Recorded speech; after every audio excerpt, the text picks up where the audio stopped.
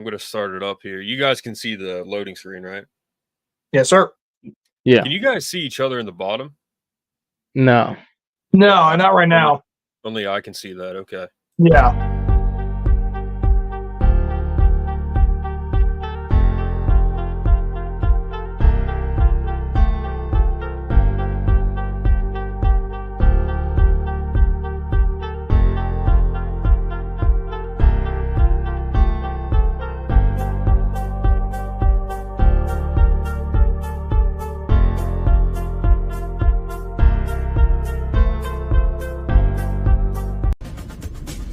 You are listening to the Mark Lesko Podcast, a podcast by diehard fans for fans. Mark covers all things Penn State football and the Pittsburgh Steelers, as well as anything related to the sports and fitness world. Tune in weekly to listen to a couple of dedicated fans talk about these topics without filters. Thank you for listening to the Mark Lesko Podcast.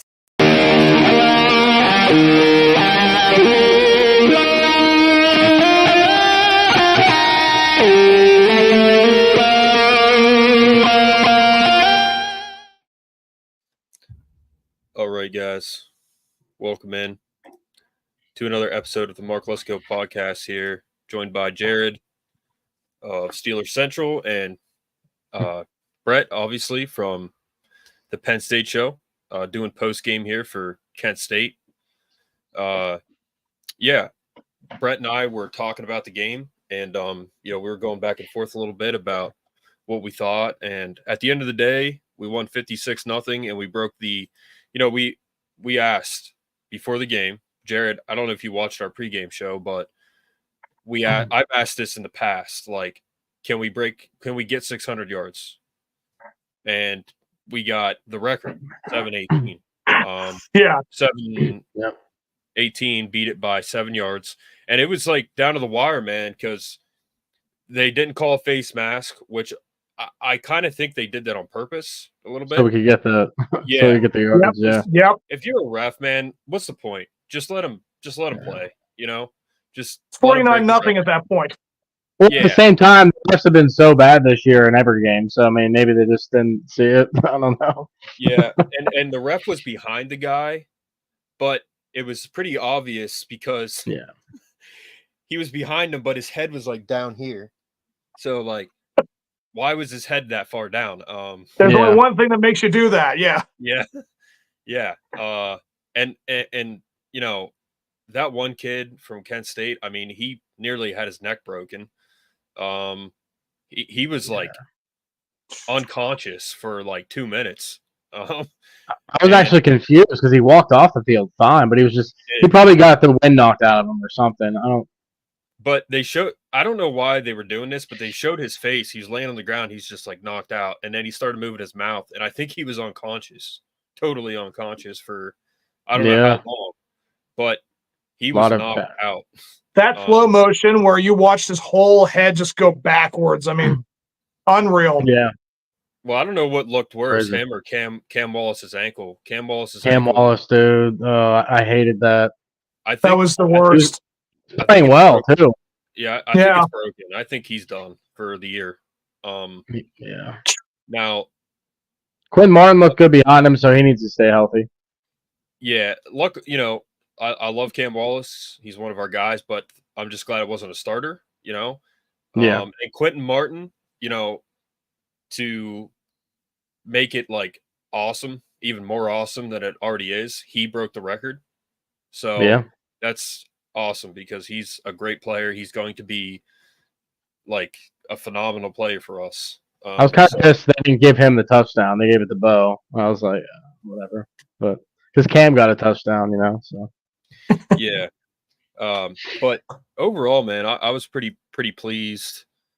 I understand your frustrations too. Like the first quarter, the Bo pick. Like you should have never put Bo in there at that moment at all. Like there was no reason for it. That screwed that drive. We probably would have scored a touchdown there. So that's points off the table. But once they got in a groove, Drew Aller was amazing today. I mean, he's playing a bad defense, but still the balls were on the money for the most part, except for that first pass.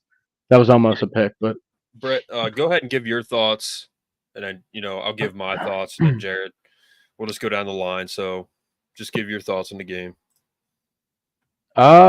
Sometimes I think they try to get too sweet, like with these plays. I mean, the ones with Tyler Warren were amazing. He ran the ball for like 16 yards on that one. He passed a touchdown. He catches anything that comes his way. He catches the one-hander's a freaking poster. That was amazing. But some of these play calls on like 3rd and freaking 6 or 8 or whatever, and I'm just like, what are you doing? I can't remember which drive it was, but it's just they weren't trying because it's Penn State, so they just like did whatever, But come out firing on all cylinders. Like throw that pass to Amari in the beginning. I mean, it's great that it happened, but throw that off the rip, Beautiful, beautiful play. It actually was up in the air so long, I was like, is it going to come down in time? Because Amari's like waiting for it. It went up in the air like 40 feet or something. I don't know. But, the running game was good for what it could be. I mean, the offensive line was not run blocking well at all. And any yard that Katron or Cam or Nick got, they had to earn it. I don't know what was wrong. And they did play a lot of backups and a lot of guys on the offensive line. But you're twice the size of their defensive line. What's going on here? Or like, seriously, I was listening to T. Frank for a minute there, and he was like, there was this one play, Nick Dawkins and who was it? Sal Wormley just didn't block anybody. They just stood there. I'm like, what are you doing? Katron got like a yard or two. That shouldn't even have happened because nobody blocked for him. So like some plays, I'm like, what's going on? The pass pro was still iffy sometimes, but at the same time, they're playing a lot of guys, so it's really hard to say how many times was the starters in there. Definitely not the whole game, that's for sure. Probably just partially in the first half. But yeah, passing game is great. Whenever Liam Clifford and Julian Fleming got the ball, I was super pumped about it because I'm like, all right, well, they gave them the ball. That's what we've been waiting for. And they look good. Maury Evans might be our number 1 receiver right now because they're scheming 50-yard passes up for him. Trey Wallace still looks good. It's just he's not the deep ball threat like Amari Evans is. So for what the game was, I'm happy how it ended out. But yeah, I did want them to run up score more because they certainly could have. Bo was shaky off and on with his passing, but that one pass he made to the true freshman Tyseer Denmark on the sideline, really good pass. He was on the run, put it right on the money, so he can do it. He's just off and on. But overall, I kind of wanted to see Ethan Grunkenmeyer. He never got in the game. Not sure why they didn't put him in there. He's healthy from my understanding, so I'm sure we'll see him later on possibly. We might not see him at all this year. I don't know. But overall, the defense, I mean, what else can you ask? They were playing a second and third string quarterback the whole game because Denai Dennis Sutton took the starting quarterback out on the second play, I think it was. So, that looked like a rough injury as well. But I think he broke his leg. Did he? I think so, yeah. I mean, the way he was reacting and nothing really – you didn't really see anything except for he just landed on his thigh. Yeah. So I would imagine he probably broke his the bone in his quad. Like he just – yeah. he might have broken his femur. DDS is a big dude, so I mean, falling on him, I mean, that's a lot of weight. 280 pounds to 6'5", so I don't know. Luckily, Mount Nittany's right there, that they were saying. So I mean, luckily, that's a quick stop for him. But yeah, overall, I mean, things need cleaned up with the penalties still. I mean, I wasn't a fan of that, like the offsides and stuff. Like, you can't do that against Big Ten play. You just can't do it. Like, even UCLA, they look great today. And they're not supposed to be good. So, yeah, that's all I got for now. They didn't. Did they win? I didn't look at the end. In the first half, they were tied. Who did they? Last I checked, they were losing 31-17 in the third. Oh, so they didn't score anything in the second half. Yeah, wow. LSU really came alive in their game. Damn, I was rooting for UCLA tough because they tied it up with that pass. Yeah, they didn't score a single point in the second half. Yeah. But I was pissed at Michigan. I thought Michigan took care of USC. USC should have had them. Back and forth game. It was a very good game. I'm not going to lie. I watched it in between the Penn State game, and definitely a good game. But Yeah. Want USC to win, but so pretty much for me, and this has been a kind of a beef I've had with Penn State for a long time. Like, you remember I think it was 2017 when Buffalo played here at 7:30, Brett. It was a night game. Like, Gesicki had that one touchdown, and because we won, like, I don't know, 44 or something, and I told my friend, like my best friend, who was in town with me at the time, I said, dude, we should have scored more points. And he was like, what are you talking about? Like, they did what they were supposed to do. Like, they beat Buffalo. And I said, dude, we have to take advantage of these teams and put up more points. Now that's just me. Yeah.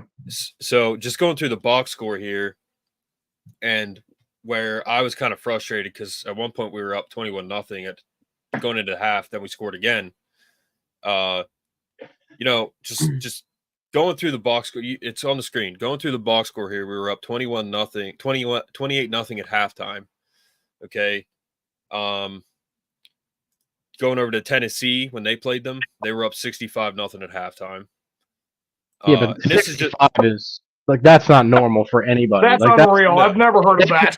Everything went perfectly right for them. You know what I'm saying? That was lucky. Oh, I mean, that's a Madden video game score, man. Come on. Yeah. That's insane. It won't happen again. Yeah, for me, like, where I'm coming from is, like, we had 2 sacks. Fleming didn't have a touchdown. He had. Yeah, I know. Yeah. Well, I was saying they didn't throw the ball, so that's why we didn't get sacked. Yeah. Singleton, Catron, they didn't have a touchdown. And, like, where I'm coming from is, because we're playing Kent State, I want to see at least 1 touchdown for our starting running backs. Yeah, receiving touchdown, Nick Singleton. Yeah. You know, like, but you know what I'm saying? Like, what I want is, I want total domination, and against a Kent State team at halftime being up 28-0. You know, I just, where I'm coming from is up 28-0 at halftime against Kent State. Okay, if we play Tennessee or we play Ohio State or even Illinois the way we play today, now it's a different opponent, I get that, but if we play 28-0 at halftime against Kent State, and we play like that against, like, Illinois or USC or Ohio State or Tennessee, like, what's the result going to be? Like, that's where I'm coming from. Is like, it's hard to say because, like you said, it's a different opponent, so it's really hard to say. Yeah, I just, like, that's where I'm coming from. I think you guys understand. I mean, if you guys are listening, and let us know what your thoughts are in the game. I'm just not satisfied. That's all. That's where I'm coming from. I'm just not satisfied. It's a good win, 56-0. We broke the record. I mean, that's amazing. I'm just like, I want to be in the 60s, 70s, like Idaho in 2018, I think it was. The only reason they scored is because Mac Hippenhammer dropped a punt return, and Franklin probably made him run the stadium stairs for like 3 weeks. But that's the only reason it was 79-7 is because he dropped that punt return. Otherwise, they win 79-0. Like, that's what I'm looking for. That's what I would be happy with. And if one or two of those scores is defensive, and that puts us into the 70s, I'm cool with that. But, like, that's where I'm coming from. We almost had that one. Yeah. The 17-year-old Max Granville dude came off the edge. Number 18. You guys saw that? He's 17 years old. He's not even. He reclassified. He's quick. He's not wow. What? Yeah. From Texas, from Sugar Land, Texas, the same town Parker Washington's from. Yeah, he's literally like a high school senior right now. But yeah, it's insane. So that's just where I'm coming from. Like, that's what I want to see. And it frustrates me when that doesn't happen. Well, you have to look at the aspect. Like, if Drew Aller plays any time in the second half, he's throwing for 500 or 600 yards and another 3 or 4 touchdowns. He was gutting them. He didn't play at all in the second half. So I mean, you can look at it that way. Who threw the first touchdown in the second half? In the second half, it was Drew. It was Bo. Oh, was I it thought Bo? it was Drew, but I thought it Was was it- Drew too. Yeah, didn't he step back and like throw like a 60-yard bomb? I thought that was the Amari Evans. So Drew played like 3 plays in the second half. Yeah, You're right. he was like the first series of the half. Yeah. Like a 3-play drive, and then he didn't play at all. You know what I'm saying? Yeah. So basically, he didn't play in the second half. If you think Yeah. about it, you know what I mean? Yeah. pretty much. Yeah. He had 250 yards in the first half, which is insane. So I mean, Yeah. he played really well. If he would have Literally. played, he would have put up video game numbers if he would have played the whole game. So He I was mean, literally- he was unstoppable. All right. Let's see here. He was layering balls to Liam Clifford and one to Julian Fleming, like really good balls. The one where he went on the right side of the pocket and threw it up to Amari Evans on the sideline, like he was making plays, man. So I try to look at that stuff, you know. It's good stuff he to was look at. 84. He was 84% QBR in the first half with 250 yards and 2 touchdowns. You know, that's good numbers, obviously. And then to end, he was 17 for 21, 3 touchdowns, 92% 80%. QBR. But Yep. what really pissed me off is they put Bo Prabula in there in like the third play, and then he throws an I know. interception. I'm just like, Yep. oh, Yeah, my none God, of us man. like that. But we I would have just- put up 75 points if Drew would have stayed in. Let's just look at it that way. We would have. Yeah, and I was watching a game with someone, and she said they must be trying to just try a bunch of stuff against an inferior opponent just to see how it works and to kind of show other good opponents like we have a lot in our bag. They're putting stuff on So- tape. Yep. Yeah, so it's a tie between that and like showing nothing. But I just and then our tight end throws a touchdown pass to a running back, but Yep. there was a guy right there that easily could have picked it off, and he might have taken it back for a touchdown. You know, it's stuff It like was that close. where I'm like, oh my good lord. I mean, Watford a little bit low, but yeah, I mean, if he's you probably a if you little watch that rusty. if you watch that touchdown again, like from what I saw, he looked like he was pretty close. Like he could have picked it off and literally close. taken it back. And then we're Steve going to be Red like, Bull didn't he just happen. had a tight end throwing the ball. You know, that's going to be our reaction. Like, what are you doing?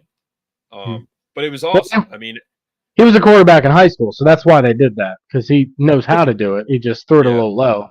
But can we talk Right. about Reynolds' catch, man? Because Oh, he's true a freak. freshman. That he went up like 80 He's feet in the air and caught that thing. he's not like, dude. He's not human, man. Like he's That going was to be a awesome. first round pick. Too. Like he caught it. Like it. He's going to be a first round pick.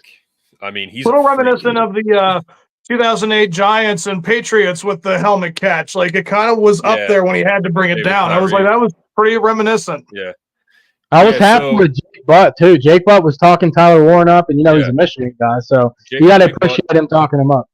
Yeah, Jake Butt's I like him, but He did a good job. you know, and this is my final point. Like, we're playing against guy like two of our starting running backs didn't have a touchdown, and we got a guy literally from Clearfield starting at D tackle. So you know what I mean? It's like that. I just want to see total domination. But yeah, man, like you said, Brett, like the run blocking was like just it was bad. It was not good. It wasn't that good. No, it wasn't good. And you know, anytime a running back gets hurt, like Cam Wallace did, That's because of the offensive line. That's why he got hurt. There were in nine Yeah. guys who tackled him. It pissed me off. In some ways, he shouldn't even be in that situation. Nope. Like you know, it's a movie, but Boobie Miles in Friday Night Lights, they're up 42-3, and he's in the game. Mhm. Like he shouldn't even be in the, you know, he shouldn't even be there. With Cam Wallace, he shouldn't even be in a position where he's got 3 Kent State guys ripping him down. He shouldn't even be in that situation. Nope. So, and he's a freak too, man. Like he's a really good running back. Like I he's like him. really gonna be a solid player for us. I mean, he is He's fast. explosive. He's big. Yep. Yeah, Yep. he's Who's awesome. fast? Yeah. And then we got how many? And then we got how many running backs coming in that are recruits? We have the number 1 running back in the class from 27. We had that kid from Bama, but he went to Auburn. But you know, I mean, they just keep bringing him in. Oh, yeah. And one-sider, man. He's a beast. Did you see Franklin today? How like pissed off he was like the whole game. He was yelling. Yeah. He was yelling at the people like moving the wires behind him. Like he was yelling at this girl. Mm-hmm. I don't know what he said to her, but he was mad. He was yelling the whole game. He was mad. That's kind of how I felt. I don't know why he was so mad, but I think what he wanted to do was put up like more points, and they didn't. I think that's what he wanted. But did you notice that he was like yelling like the whole game? He was like, yeah, there was some times. I mean, and there were, like I said, too many like dumb penalties that you can't be making against. But at the same time, like I said, there were so many moving parts with. Think about how many backups played today. Like I'm talking a lot of backups played. So that could be what I'm hoping. That's why the run blocking was not good, because there were so many different offensive linemen in, and they don't mesh well because they're not the starters. I'm hoping that's part of it. But I mean, we'll find out for sure next week at 7 or 7:30, most likely on NBC. So we'll figure it out. We'll find out what the problem is then. But yeah, I'm not worried about Illinois. They're a good team, but I'm still not like super worried about them. No. I mean, they distributed the ball like we wanted them to. Liam got a touchdown. Yep. Tyler Warren got a touchdown. Singleton got one. Omari got one. Omari had two, man. I wanted him to get that second one. He was like an inch short, or like a couple Omari, inches short. Yeah, he looked good. Yeah. But yeah, Illinois is going to be a good test for sure. Yeah. I don't care whether it's at home or not. I think it's is it a stripe out? No, it's the greatness uniforms. It's the cool uniforms with the numbers on the helmets.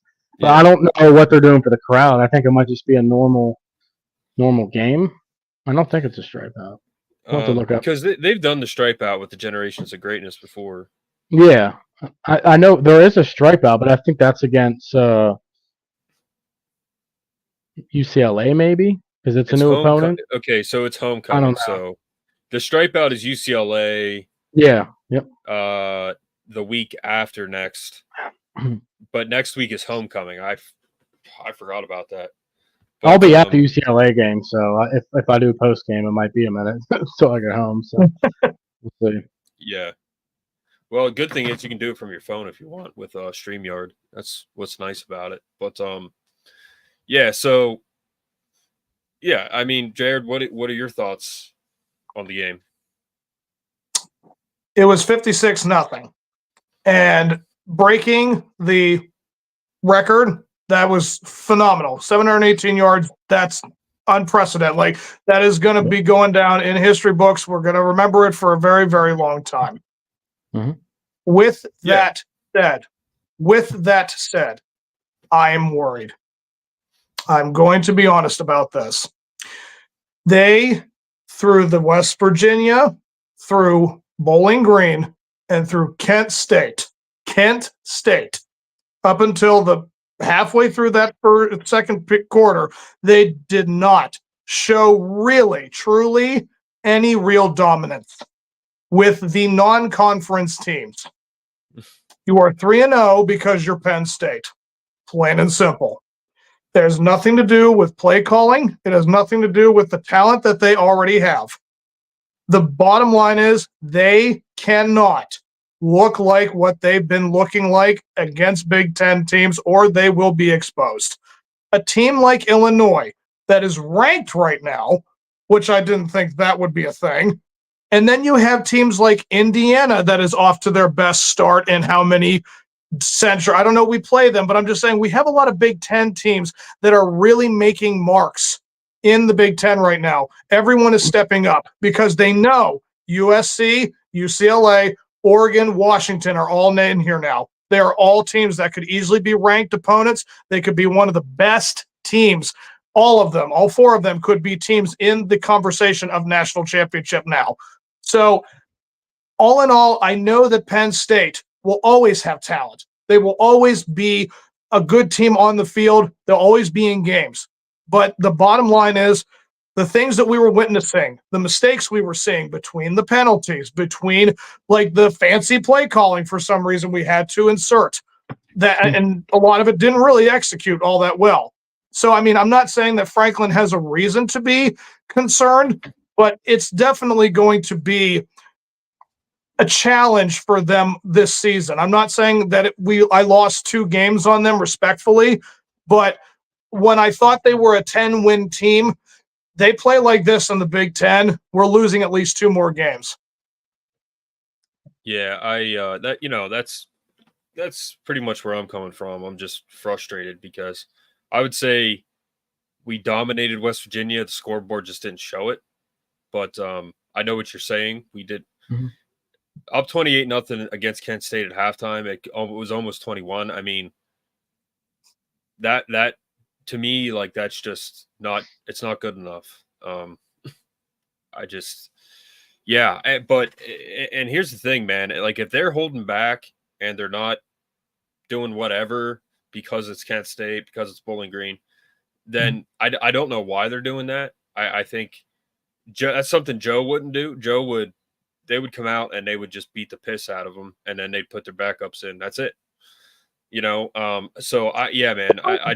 You're right. I don't know. I don't know what we're going to look like going forward. I don't know. We could lose to Illinois. I don't think we will, but we could. And if I'm right about this, not to cut you off, but if I'm right about this, did we not drop 2 spots in the rankings? We were 8th at one point. I know we were 10th on. I saw the game today. So we go drop 2 ranks because their voting is basically saying, regardless of what the schedule gives us, is that everybody that was just behind us is now starting to be a little more consistent. Like, I would believe that teams now, did Missouri win? Barely. Yeah. Barely beat Vanderbilt. I know they went to overtime, but I didn't know if they won. But yeah, I'm just saying that could that drop them? Because again, Vanderbilt's not ranked. I mean, it should be consideration that, like, Missouri's maybe not as good as everyone thinks. I mean, what is it right now? You have Texas, Ohio State. Who's Georgia? Georgia's 3, I think, and then 4 is who's 4? I don't know. Is it Alabama? Probably. But I mean, so I'm just saying, like, so you look at, like, yes, the established teams that have always the good recruits and always going to be in the conversation. As of right now, if we were to do that stuff against any of those teams, exposed in a second.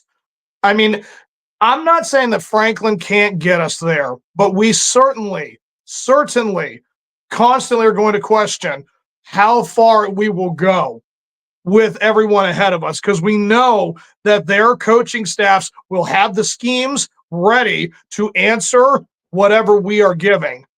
It's always coming down to 1 or 2 plays that, like, Ohio State does to us, and it's like I'm just constantly frustrated where it's like we do have good teams that go up against them, but they always have that 1 or 2 play because the wide receiver's quicker. The cornerback knows how to follow the wide receiver to us as good as we can. Like, it's just like that 1 or 2 steps ahead of us that is just the recruiting is always going to be the thing. I always feel like Penn State will always be number 3 in that conference, whether it's, again, USC now that we're Oregon, whoever comes in now, as opposed to Ohio State, Michigan, who always get whatever recruits. So you're talking about playing a team like Kent State. Does it really prove anything? Because, again, we did play their 3rd-string quarterback because the other 2 got hurt. And we're 60, 70 pounds heavier on our offensive line as opposed to their defensive line. I saw that stat. Their average guy is 260-some pounds on defense, and our offensive line was 326. That is unprecedented in the sense, like, you should not be allowing anything to get around you. So if we're struggling against a team like Kent State to really hold anything or make anything happen, oh boy, is Ohio State and them company going to have some fun with us. Yeah, it's just there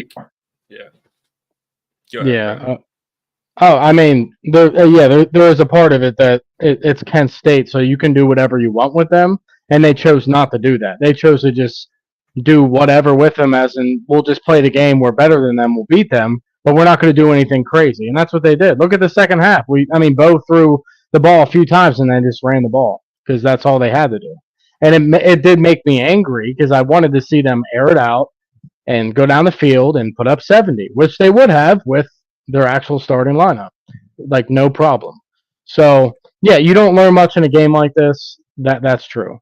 We'll learn what we're like next week. I mean, if we beat Illinois by 20, I'm happy. If we beat Illinois by 7, I'm happy. We still get the win. Like, we're going to get better every week if they're putting the work in. So, like, I'm not really worried about what's to come. We just have to wait and see what it looks like. I mean, I can't stress next week until that happens. You know what I'm saying? So, we'll see. If the same problems happen next week and we lose, then I'll be worried. Then I'll be 120% worried. But until that happens, yeah, I don't think they didn't have to try today. They just played. Yeah. I wish that they would, like I said, just go out there and fucking. I shouldn't drop the F-bomb. They should just go out there and dominate, man. Like, you know what I mean? Like, that's what I'm like. That's where I'm. Which they did, just not to the extent that we all wanted. Yeah. Yeah, but right. So right now I'm just looking at the top 25. You guys can see it too, but yep, Michigan might jump us, because they beat USC. Missouri may drop. Miami may drop. Miami still has a loss. They're not going to jump us. No, Michigan's way too down from us to South Florida. South Florida's about to score on Miami, so they might beat Miami. You're saying Michigan has a loss, so they won't jump us? Yeah, they lost to Texas. I'm saying they're 18th. I'm just saying we're 10th, so it would take a lot for them to. So Missouri might drop. We might jump Missouri. Missouri may drop. Miami is up by 7 to UCF right now. UCF's about to score. They're at the 9. So, yeah, so like, you know. But Michigan, I think, will be top 10. I think if they're going to jump anybody, it's going to be like Missouri or Miami, because they do deserve to be in the top 10 at this point, in my opinion, because they just beat USC. I think they'll be the spot below us. Like, if we're 9th or 10th, I think they'll be 10th or 11th. That game was weird. They both shot themselves in the foot too many times. Michigan still can't throw the ball at all. So if you stop the run, you beat them. It's that simple. If you can stop the run. So it comes down to that. I mean. Yeah, so I mean that's just I don't know. That's kind of what we're looking at with that. Yeah, it'll shake itself out. We'll see, but I think we're probably going to move up at least one, because I think Missouri's going to drop.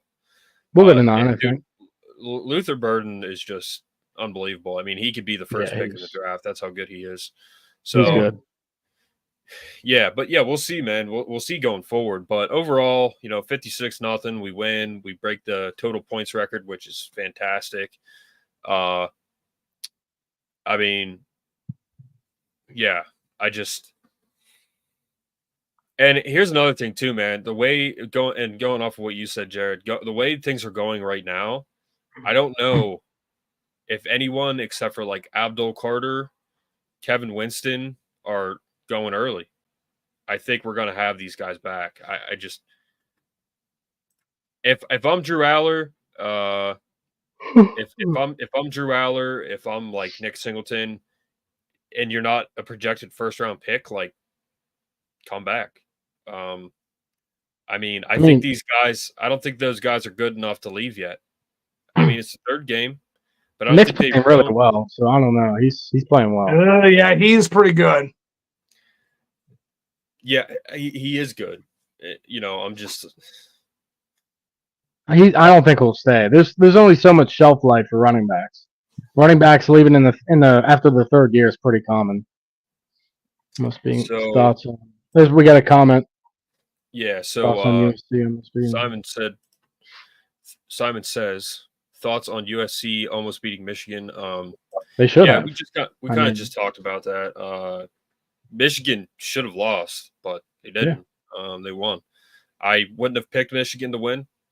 But yeah, they won. That was a good game. They have their quarterback is just not good. I don't know what they're doing at quarterback. I mean, they really dropped from JJ McCarthy. But I saw this because their quarterback's name is Alex Orgy. Yeah. And of course, there was a meme that said there's not enough Trojans to stop this Orgy. Yeah. And it was true. And there was not an orgy in the end zone. No. It's the one. But he was 7 for 12, 32 yards passing. That is horrific. That's and you bad. know Really? what else, man? I swear to God, I that's how bad it is. Yeah.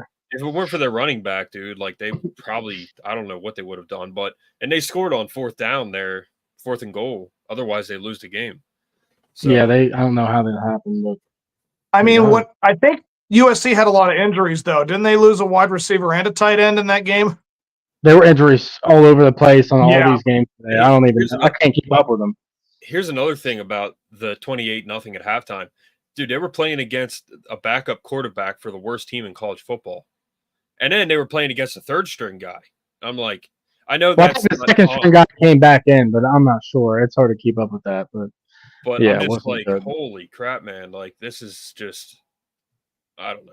But But like we don't know what it would have looked like if they played with their 1st string because he got hurt. So at the same time, we can't speculate that because they still might have scored 0 points. I don't know. Yeah. And like Maybe. Brett said, like they could have blown them up and they didn't. And they were probably holding back. I mean, it is what it is. Oh yeah. And Franklin 100%. doesn't give 2 flying craps about the spread or the score. Really, he doesn't care. He just wants them to execute. And at the end of the day, I think the reason he was so mad today is because he wanted them to execute more. Therefore, we would have had more points. Now, if Bo doesn't throw that interception, we literally wasted so much time after he threw that interception. We didn't score until there was like 2 minutes left in the 1st quarter. And that's because he threw the interception. He took like 5 minutes off the clock. Otherwise, we're ending the game probably at 62-0 at least. Do you think we'll have a chance against beating Ohio State? We'll get to that when it comes. I have no idea right now. Yeah, if they No idea. If they Get better every week. If they don't, again, are they holding back? I don't know. If they continue to play like this and they're not doing it on purpose, then probably not. But if they're doing this on purpose, then yeah, I said it after the West Virginia game. I think we can beat any team on our schedule because they looked so good against West Virginia. And I think that's still the same team. They're just for some reason holding back. Now next week against Illinois, they cannot hold back. Like that's not an option. UCLA, they cannot hold back. That's not an option. So overall, it's just we'll see.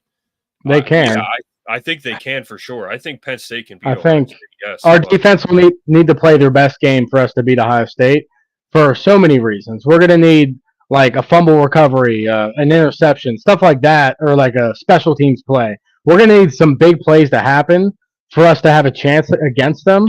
But at the same time, it's on our turf, and they didn't look that great against Marshall anyway. So I'm not even like, I don't know. Marshall's not a good team. So yeah, 49-17 or something like that. Something like that. Yeah, 14, yep. Special. Yeah, 49-14. Yep.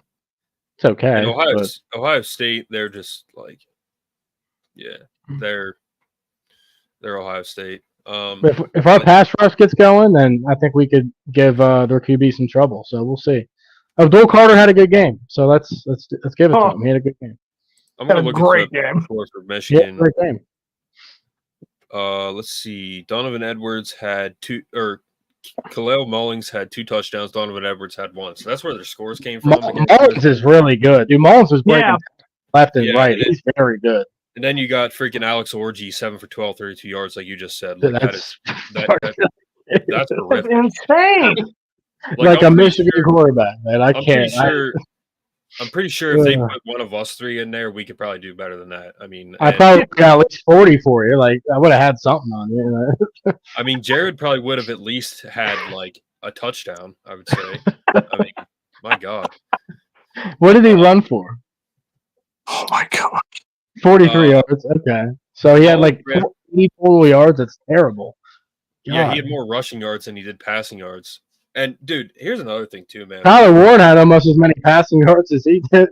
when your quarterback has like his shirt up, his jersey up, yeah, I think that's just whatever happens to you, you deserve, because you just shouldn't have your jersey up like that. No. Like I understand if it's like a running back or Tyler Warren, I think had his jersey up. When your quarterback has his jersey up and all you see is like his belly button, and he has like no ab definition. It's like, what are you that's what doing? happens. You go 7 for 12. That's what happens. You go 7 for 12 for 32 yards. So, but to answer the question about can we beat Ohio State, let me put it to you like this. Ohio State and us always have some of the best defensive games. Like, we just have great moments with both of our defenses. Now, we just addressed this with Kent State. Their issue with opening holes for our biggest weapons, which is Singleton and Allen. So could you see Ohio State easily taking care of us defensively in the run game? I think that's what it really comes down to. If you can fix those problems by the Ohio State game, yes, I think we can beat that team because we're going to be relying on them a lot. I don't know how we can do against field goal kicking, but it might come down to some kicks too. Ohio State is one, like, I will always remember the 2008 season when we had to go down into Ohio State against Terrell Pryor and company, and it was one of the ugliest and one of the most brutal defensive games. Like, I think that final score was 13-10.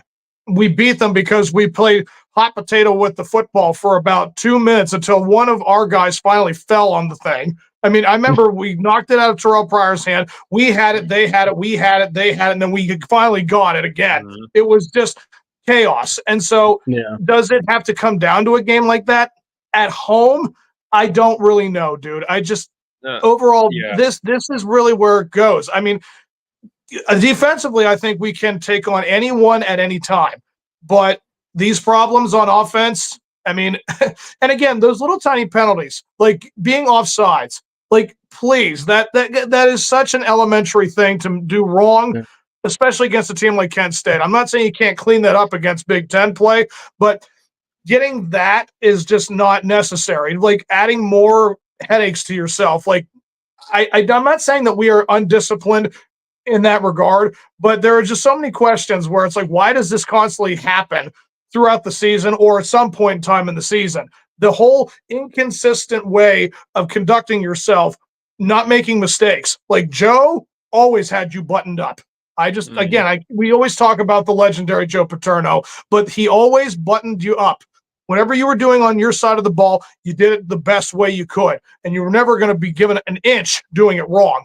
And Bill O'Brien was kind of the same way. He was, but with James, it's just, I feel like there's always going to be questions how things are handled and why they were handled the way they were. I mean, I think it was an Ohio State game too. I think it was 2015 or 16. It was one of the first times he was our coach, James Franklin, and we were playing them fairly close. I think we ended up losing by 10. And it was that thing, we had the ball at the end of the game, and we had 2 timeouts or a timeout, and we took it, and then they took a timeout. Like, it was like 8-10 minutes went by, and we were 3rd and long or 4th and long. We had to go for it, and we ran the ball with, like, whoever. And I was just like, it took you 8 minutes to come up with that type of play call, or you thought that was okay to, like, okay, the offensive coordinator to make that type of thing go down. There's just always going to be, to me, with Franklin, these very, very tough times or difficult things to explain, and it doesn't never need to be that bad. Yeah, I don't think it's going to be like 2008 where it was 13-9 and the offense just, they did horribly. It was Ohio State on the road, but they did bad because they could not move the ball. Neither team could. But Darryl Clark was a junior and Terrell Pryor was a freshman. I don't think that's going to happen. I think the offense, what's going to come down to Ohio State is, I don't think we repeat last year where I literally wanted to put my fist through the TV screen. No. And I think we're going to do very well against Ohio State offensively, especially defensively. But it's going to be like a back and forth, probably low scoring, like maybe 20, 25 points apiece. Like, our offense, I think, is going to do fine, which is why I think we can beat them. But, we'll see, man. We'll see. At the end of the day, the thing that needs to really, really, really, like, be fixed now is the run blocking. That kills us because we have Nick Singleton and Katron Allen didn't have a rushing touchdown. I mean, come on. Like, God, these guys are so good. And all you have to do is give them a little hole. That's it. That's all you got to do. Give them a hole. I think today that was mostly because, like, if we have a look at the snaps on who played, like, I'm telling you, I don't think the starting offensive line was always out there. That's for sure. I mean, they had a bunch of backups in. So against Illinois, you'll have all starters, and it might be harder to run because they're a better team. But I think those gaps will open up better on certain plays because you have the starting guys there. So, I mean, the blocking against West Virginia was good. Nick got free. Bowling Green, we ran really well. Today, we ran okay, but like I said, there were so many moving parts. It's really hard to put what's it called? An observation on today. There was just so many moving parts. I didn't even think that a consideration. Like, so if you're telling me that half of the offensive line was sitting because they're resting, if I'd known that, I would never have made that point. So I totally would say, if that's the case, then they're going to be absolutely fine in the Big Ten play. If they, again, it's a very interesting start to the season with how it all went down. Like, I'm not saying we were supposed to end it with us having 270 points and the other team having maybe 3, through the first three games. Like, I keep bringing up 2008. I remember when Penn State broke their point record with Darryl Clark and company for the first 3 games. Like, I think they scored 260 some points. It was just insane. That first game against East Carolina or Coastal Carolina was like 72-10, and they just took care of business with everybody else in that regard too. So I'm not saying we could never do that, but it certainly was always a question with what they were trying to figure out and what they were trying to come up with. Again, you cannot make those types of plays with Bo coming in like that and thinking that that's okay to perform like that, regardless if it's Kent State or not. I mean, that never needed to happen. And so, again, I question the consistency of, like, will this look like this against Big Ten at all? Like, you can't make these types of mistakes. The bright side, though, that we couldn't say last year is game at all. I mean, it's going to be harder against better teams, but can you repeat that, bro? Can you hear me? Yeah. Can you just repeat? Out for a sec. I accidentally kicked you out. Oh, okay. Yeah, you cannot say this last year. What we can say now is I'm not worried about the passing game. We're passing way better than we were last year, and it's not even close. Yeah, the schemes are much better. You were darn right about that. Better. Yeah, just like the Steelers, man. Like, I don't care if we haven't scored that many points. We look way better, and we have a unproven Justin Fields and a backup in Justin Fields. So go ahead, Brad. That's true. I mean, that's one thing that, like, I'm not stressing about. Like, when Drew drops back, I know he's going to throw the ball on the money, and that's what he did the last 3 weeks. He threw the ball on the money. He threw that one pick. Great game today. I was so happy to see those numbers.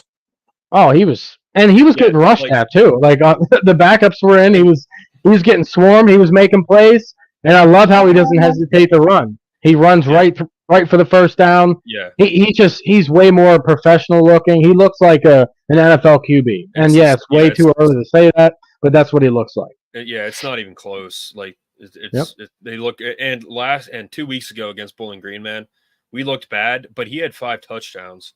And this is my final point for today is I want one of us, like one of our guys, Singleton, Drew, to have, a receiver be like, that guy could win the Heisman Trophy because that's how good they played today, And dude, like 2 weeks ago against Bowling Green, Drew Aller, he had 5 touchdowns, man. Like, that's a Heisman game right there. And under pressure, he had 3 touchdowns. He had 3. 3 touchdowns? I thought he had 5. 2 passing, 1 running. Yeah, 2 passing, 1 running. Okay. He had 5 in the year. Yeah. He has 5 in the year, yeah. But either way, now 8, yeah. Either way, like, he looked amazing. I mean, and Kirk Herbstreit, as much as I don't like him at all, he likes us. He likes us. He talks us up all the time. I don't trust him, man.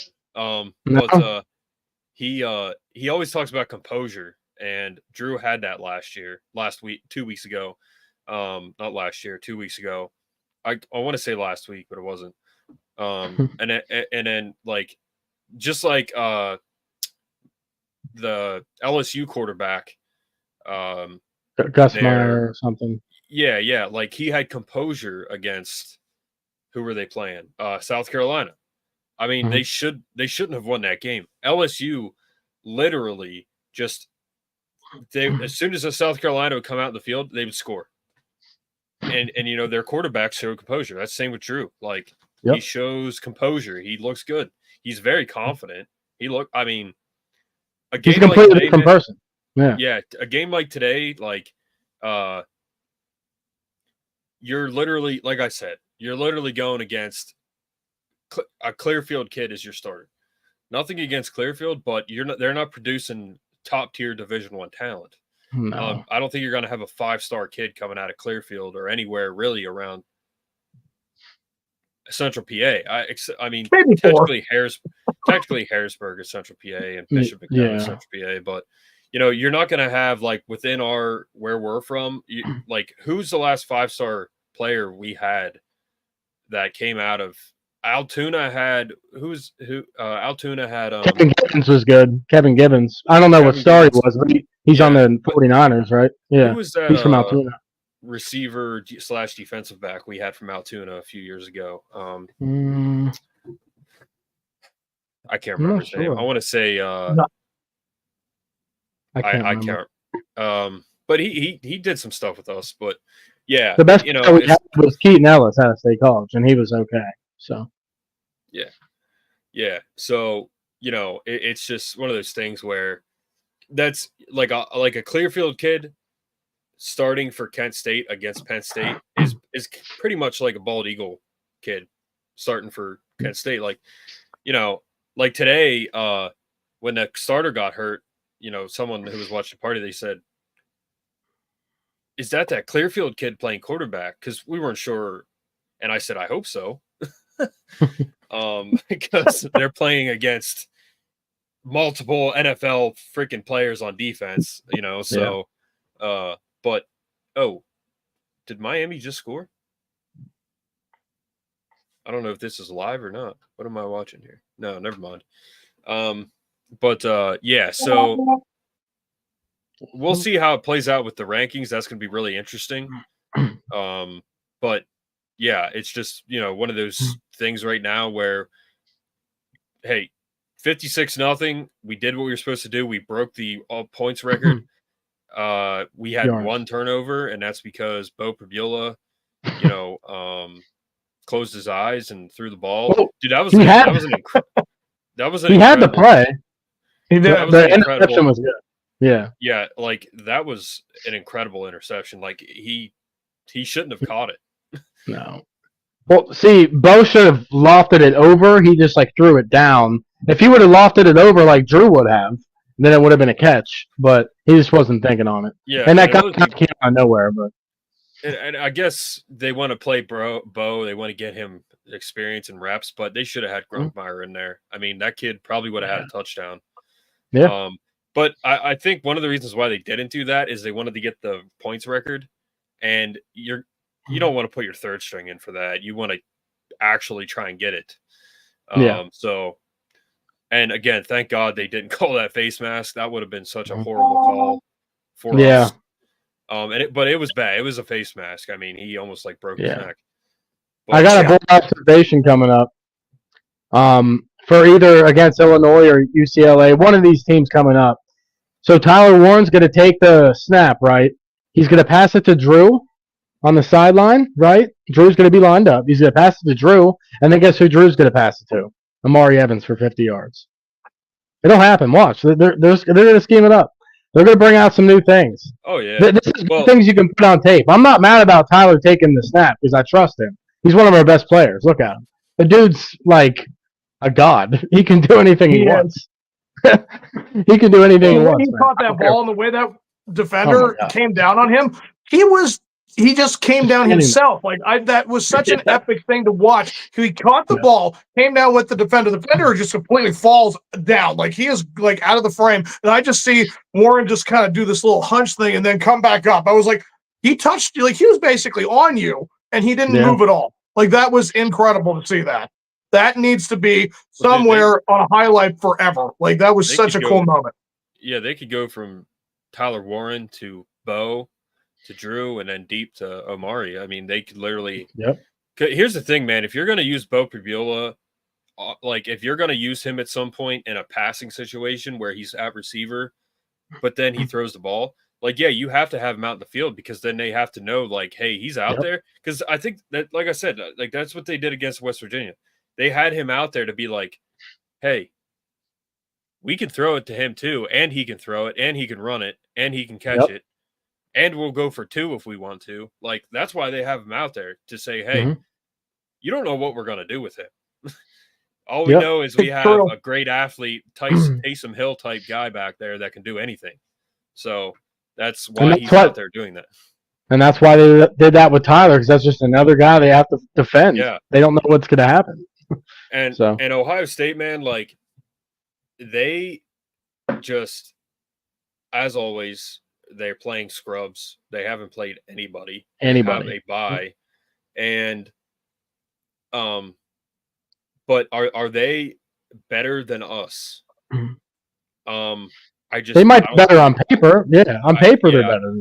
But I just don't see it, man. I just don't see them being better than us right now. I don't see it. So can we get out a win? I think we can get out a win. I mean, they might be better on paper, but I don't know, man. We play our best games against them. We do. Go ahead, Jared. Except for offense last year. I just have one thought to add to this. To end this for me, okay, so Drew Aller, 17 for 21, 309 yards, 3 touchdowns. Bring that every single time. In Illinois, if I can see the same kind of passing, like 17 for 21, if I can see that kind of completion, and if you drop it 240, 250, and then maybe you lose a touchdown, if he does that against Illinois, who is ranked, again, it is going to be home, so I mean that should be a huge factor too. But it's going to be a night game, and it'll help that too. I'm just saying, if I see similar things from him from that game, dude, this team is going to be having some fun. Because again, their talent with their particular players between Singleton and Allen duo, and of course the great Warren. I mean, he is becoming the sheriff in town almost. He's just becoming the best thing about Penn State right now. And of course, you have on the other side, you have Carter. That mean the dude's ready for the NFL tomorrow. I mean, we have really great names so far associated with this season. And I very much would like nothing more than to have the things that need to be cleaned up again with the offensive line being all healthy, everything ready to go. Yeah, they could make a lot of noise in the Big Ten. It's just, again, it's execution, it's scheming, it's really coming down to these little things that they got to button up. And we've always talked about what is it, that one thing that constantly holds back Penn State every year to go to a national championship? It's just these things. Like, they just refuse to clean them up and make these things better. So it's like, in the end, you have the best situation. You're going in to the Big Ten with a lot of things that you have ready. Again, Drew Aller's ready. All those weapons are ready. Just please use them the way you're supposed to. Yeah. What's it called? If the line gives Drew time to throw, he's slinging it, dude. If they don't give him time, he'll either make a play with his feet, or he might find somebody open, or he'll do the right thing and he won't make any mistakes. But if they give him time, dude, he's slinging it. I trust the guy this year. And yeah, it sucks how Mark on ESPN, the stats won't be updated till tomorrow. It's annoying. Yeah. His total stats won't be updated till tomorrow. I hate that. Say, why is it not there? But they only have his first 2 games on there right now. He's averaging 2.7 touchdowns a game through 3 games. He's averaging like literally probably 250 yards a game easily. I mean, he threw Bowling Green. Okay, so this was his stats against Bowling Green. He had he was 13 for 20, 200 yards, and 2 touchdowns, and a fluke interception and a rushing touchdown. So, I mean, what more do you want from him, honestly? His average pass attempt per play or whatever is like twice. It's more than twice of last year. Last year it was like 5.5 yards. They had a stat where they said they had 6 all season last year, 40+ play action, and they have already accomplished that this year with 3 games. So that's a huge improvement. Yes. Yep. Yeah. So if you guys have nothing else to say, Jared, Steelers won against the Broncos, kind of went down to the wire. Good win. I like the way we look. I mean, we haven't scored a lot of points, but I'm still way, way, way more pleased with this team and this offense than last year. And I think we got a shot against LA. I'm not sure if Herbert's playing or not, but it's a Jim Harbaugh team coming into Pittsburgh. I don't care if they have like their kicker playing quarterback, like they're going to have a chance. So what are your thoughts on both, like last week and this week? I mean, again, you brought up the elements with Denver. It was such a crucial thing, and it did make a big difference. Like Tomlin made it apparent that the defense needed to pretty much be on air with all the other plays because it was just such a bad setup. I mean, I honestly, it's a very, very promising and very encouraging thing to see that Fields for the second week in a row did not do anything wrong, truly, to mess up a game. That's, again, great game management by the offensive line and him as a whole. Like everything went well, execution. Now, again, we had bad calls against us. I mean, I understand that Broderick Jones is so infuriating to watch because he just makes all these just really horrible holding calls. Like it just doesn't need to go down. And ultimately what you had was you just had George Pickens and you had Pat Freiermuth, who made great plays. And you watched the only touchdown pass of the season for the Steelers with Darnell Washington. The one guy that tried to cover him basically put his whole hands up like this and still didn't come to his face. Dude's insanely tall. He's like 6'8", 270. It's unbelievable what Darnell Washington is a human being. He is a freak of nature. He is the Hulk. He is so huge. So it's great that we have everything going. I mean, we have great weapons, and defense was magnificent. They just did everything they could to swallow up that rookie. And listen, Bo Nix, yeah, he's going to have struggles, and we gave him like 260 yards too. I mean, he outplayed Fields in that regard.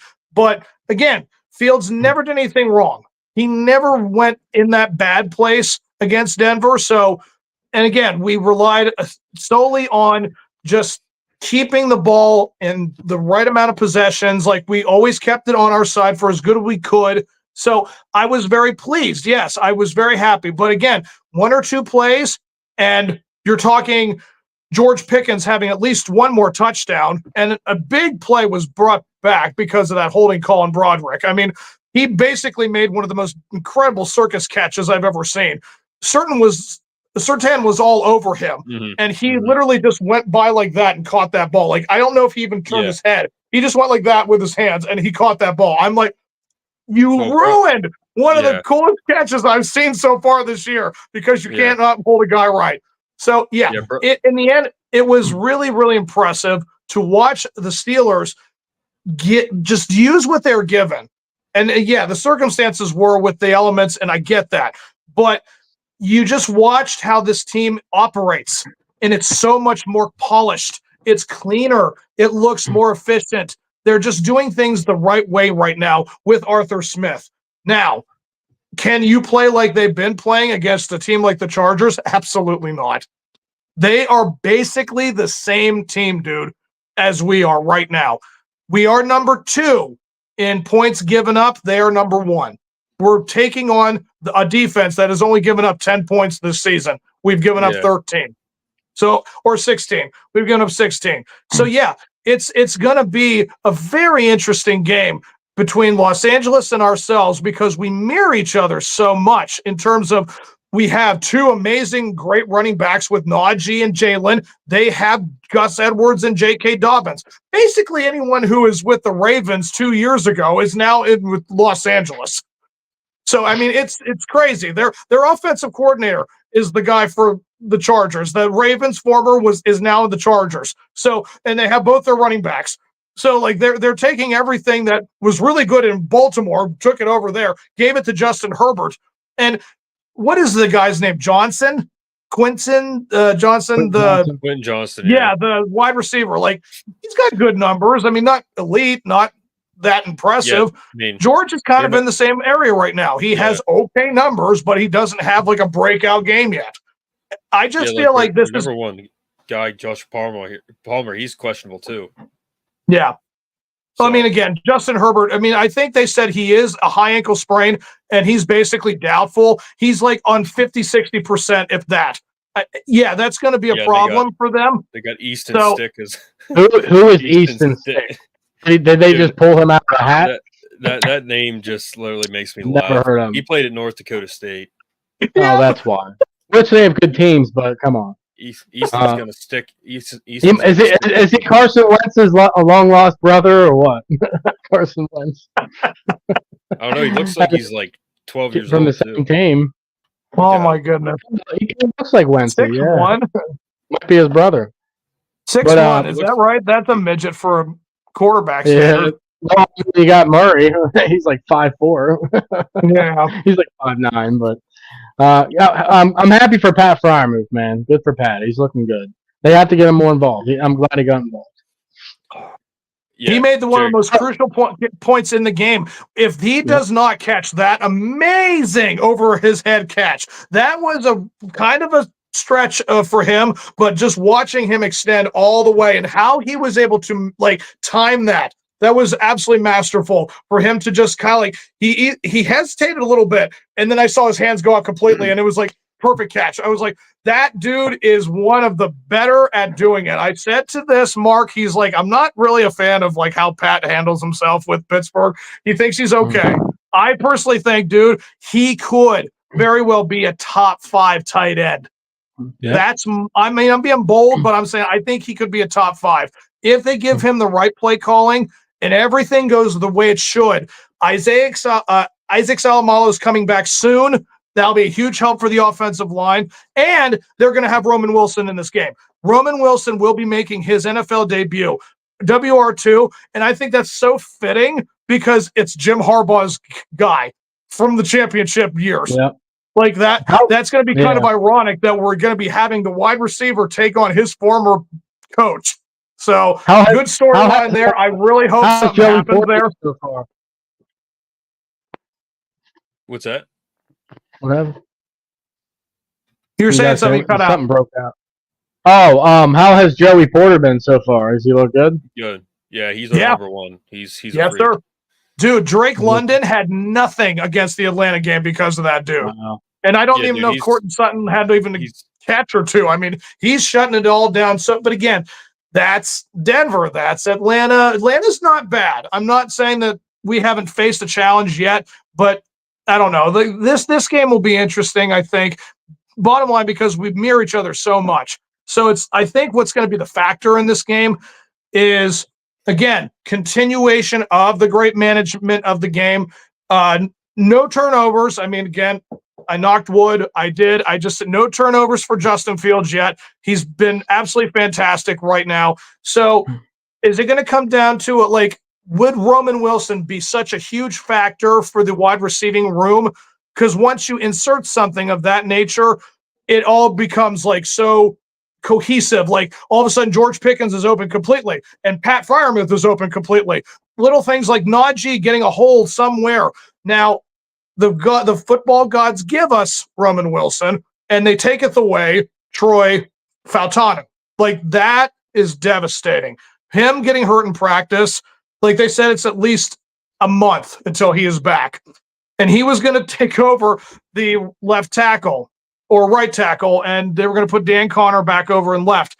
But because of this, now Dan Connor stays at right, and Broderick Jones is now your permanent left tackle. So I don't know.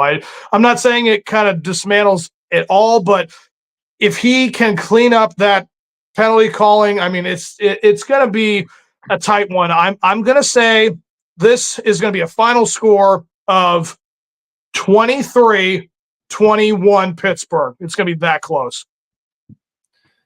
Yeah, I mean, we'll see, man. Like, they haven't scored that many points so far. They only have one touchdown on the season. So, to score that many points against the best team we played so far, I mean, I think that's a stretch, but it's possible. I mean, like what needs to happen, regardless of could we do it? I mean, that's what's going to take to beat a team like the Chargers. They've scored 22 points, and I think they scored 26 last week. So far, they've averaged about that. So if we're going to have a chance of winning, we need to have somewhere in that neighborhood of what they've scored so far. Yeah, like we got Broderick Jones backing up Dan Moore, and he's like Javen Williams today. Like he was getting screamed at by Franklin. Yeah, he didn't look good. Franklin was like literally like flames coming off his head. He was so mad at two back-to-back penalties. I mean that. Yeah, and the one was a personal foul. But like Broderick Jones, man, he has just been. Like you just said, Jared, the touchdown came back because of him. And then we got Spencer Anderson possibly starting for Isaac Siamalu. And then, just going down the line. Man, why do we have so many guys on IR? Jeez. The NFL, man. Suspended.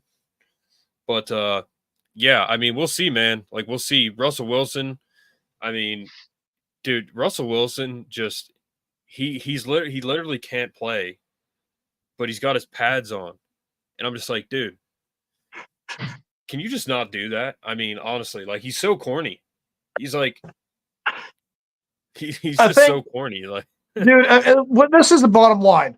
If Justin Fields wins this game because of his management and he has, I'm going to put a number on it. I mean, I want to say 200 yards. If he has 200 yards and a touchdown, maybe 2. I mean, I'm going to be greedy, but I'm saying 2 would probably be the requirement for it. 200 yards and 2 touchdowns. If he pulls that off, dude, there is no discussion.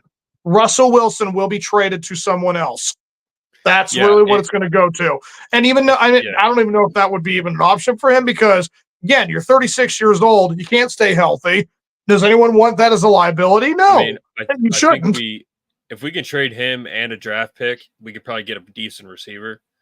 But Justin Fields, he's only had 273 yards the whole season. So to have him get a 200 tomorrow and 2 touchdowns against the best team we played so far, you got Joey Bosa on the other side. If he throws for 200 yards and 2 touchdowns, like, I'm going to like consider going into the Catholic priesthood because that would be a miracle. So yeah, we'll see, man. I mean, I hope. Yeah, I agree with you, Jared. Like they have a chance to have a game, and they're at home, but we'll see. I mean, yeah, you just never know, man. You never know with this team. Najee has 100 yards so far, and then you got Minka. He has 14 tackles. Like that's pretty ridiculous for 2 games. He's the best safety in the NFL. I'm just calling that. If TJ Watt is the best edge rusher, he is easily the best safety. Yeah, and Joey Porter Jr., I mean, let's go, name me a corner in the NFL right now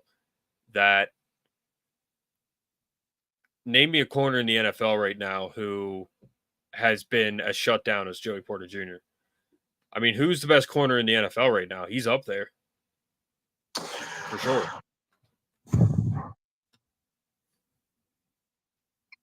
I can't name one. Brett? Yeah.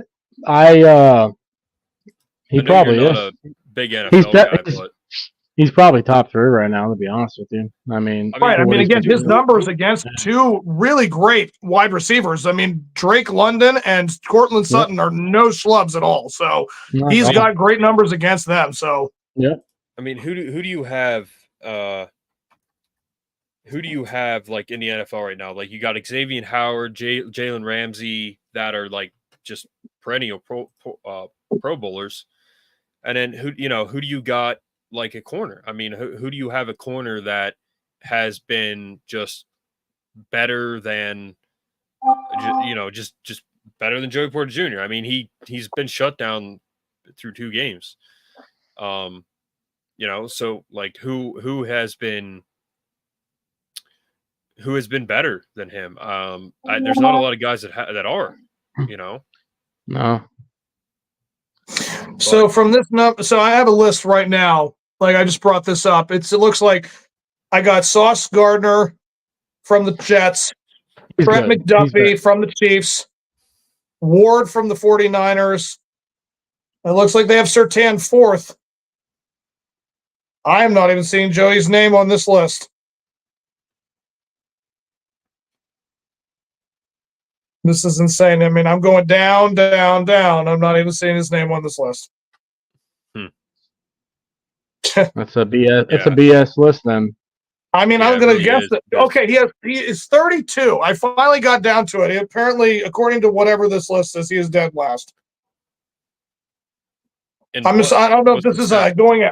I don't even know if this is going into the season. It might be a going into the season thing, but I'm saying those are the names, I guess, that you would hear going into the season, like Sauce Gardner, Trent McDuffie, Travarius Ward, Pat Surtain. I mean, we just had him. Jalen Johnson from the Bears, Jalen Ramsey, like you said, Jair Alexander from the Packers. Yeah, I know these names. I couldn't think of them off the top of my head. But yeah, Joey's got to be somewhere in the neighborhood of 4 or 5 at least. Like he's definitely doing some great things so far this season. Yeah, I mean, Atlanta, Ray McLeod, Drake London was who Joey was covering. And he had 2 receptions for 15 yards, which is horrendous. And then he had... He should have had Courtland Sutton. And then last week probably had Courtland Sutton. And he had 1 catch for 26 yards. So I would say he's doing pretty damn good. He's literally giving up 3 receptions through 2 games. Yeah. I mean, that's absolutely insane. That's top 3 for sure for me. But and then Drake London, I mean, he's supposed to be like one of their top guys, and he didn't do jack against Joey Porter Jr. Yeah, and it was funny because after the game, he's like, "Yeah, you didn't hear much about him." He's his dad. He's his dad playing corner. He's literally his dad playing corner. Yeah, like he's like if yeah. Dude, the names on this defense. I mean, listen, we are getting into a conversation as can we compare a lot of these guys to the early 2010s when we were getting great numbers from Troy still, 2008 and 9, like those defenses, like I like a lot what I'm seeing. Cam Hayward is playing like he is 25 again. He has been absolutely sensational up the middle. And then, of course, Patrick Queen has been so silent, but he's been doing his job. That's why you haven't heard anything, because no one's doing anything up the middle. So this is a huge test for them. A running game with guys like J.K. Dobbins and Gus Edwards, I mean, that is going to be huge for guys like Peyton Wilson and Elandon Roberts and Patrick Queen. It's going to feature the defense very much in the very beginning of this game. Can the defense establish how to handle those two? And then after that, you basically got the statue, which is going to be Justin Herbert when he steps back because he can barely put weight on his foot. Like, that's a huge thing for them. They figure out the run game situation. I think this is going to be a pretty straightforward game. And I think we can actually win this pretty outright. I mean, because is it next week? We got this guy's team. We got this guy over here. We play the Raiders next, don't we? Yeah, this freaking Raiders guy over here. Hey, Garner, if Minshew can keep it up, man, I don't know. He looked good last week. He made the Ravens look terrible. So I mean, we're looking at an NFL. Yeah, we're looking at an NFL right now where I'm enjoying being Steelers fans watching the Ravens go down in flames. So I'm sure you guys enjoyed it as much as I did. But here's the thing. I think I saw. What did they show? They had almost zero game scoring drives. The Raiders up until that fourth quarter. I think they said they had 4 straight scoring drives, and they lost that game because of that. Like the defense for the Ravens just went away. Like they just completely stopped. Yeah. Yeah, and you're looking at an NFL right now. Because I guess they thought maybe that. He's breaking out. I think he's delayed a little bit. Yeah, you're looking at an NFL right now where Gardner Minshew is literally like the leader in stats for quarterbacks. And then you got Baker Mayfield and Sam Darnold leading the MVP race. Like, that's wild. What in the world is going on right now? Well, Devontae Smith's still in the Raiders, and he's a top 5 receiver. And if people say he's not, then they're lying. He's a freak, man. Devontae Adams. The Raiders are literally like a quarterback away from being contenders. Yeah. Say Devontae Smith, you mean Adams? Devontae Adams, yeah. Yeah.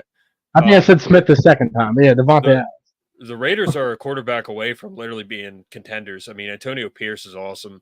Mark Davis is dating a girl who was only in love with him because of his smile. So, it's great all around, man. See how long that goes there. I probably have to head out here, guys, but we've been on for a minute here. But all right, guys. Well, Jared, do you have anything else to say?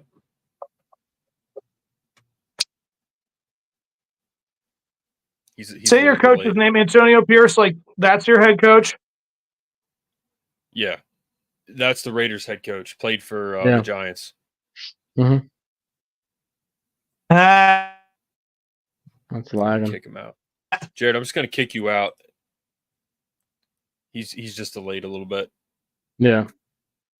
But all right, man. Thanks for coming on. Yeah, thanks for having me. Good podcast. Yeah, I guess you want to cover Penn State basketball. So, yeah, I think we can definitely get to it.